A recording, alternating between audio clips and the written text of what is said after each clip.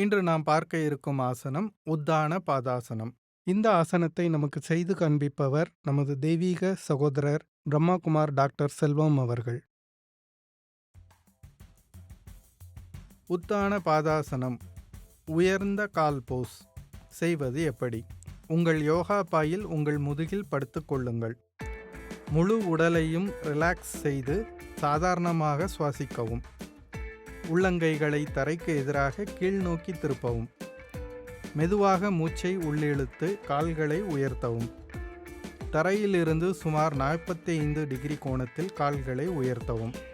உத்தான பாதாசனத்தில் ஒருவர் தேடும் பலனை பொறுத்து 60 டிகிரி அல்லது 90 டிகிரிக்கு அப்பால் செல்லக்கூடிய மாறுபாடுகள் உள்ளன. கால்களை உயர்த்தும் போது முழங்கால்களை வளைக்க வேண்டாம்.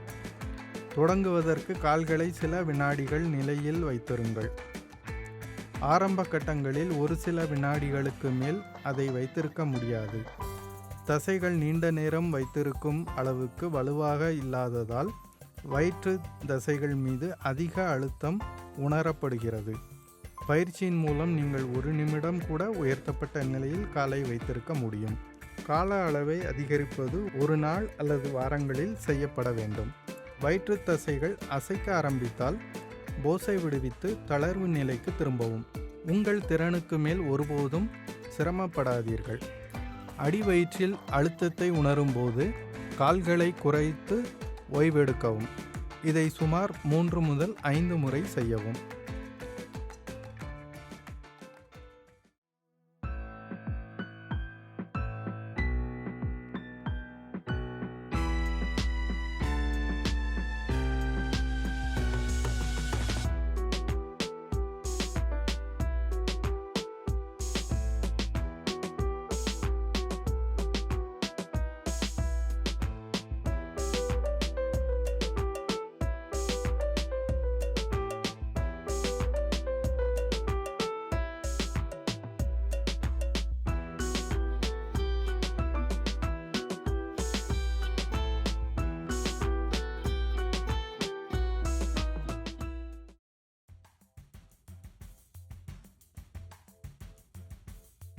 உத்தான பாதாசனத்தின் நன்மைகள்.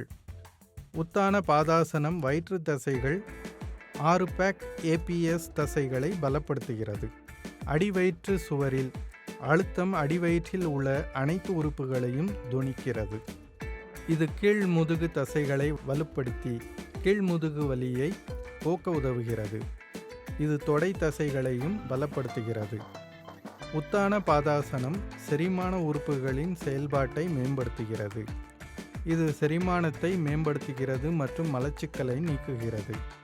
கணையம் மற்றும் நீரிழிவு நோயால் பாதிக்கப்பட்டவர்களுக்கும் இது நல்லது.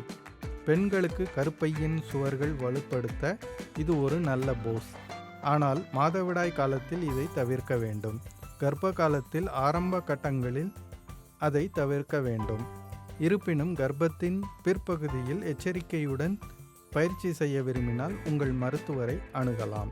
இது வாயு மற்றும் அமிலத்தன்மை பிரச்சனைகளை நீக்கும். அடிவயிற்றை சுற்றியுள்ள எடையை குறைக்க உதவும். இது இனப்பெருக்க உறுப்புகளின் செயல்பாட்டை மேம்படுத்துகிறது.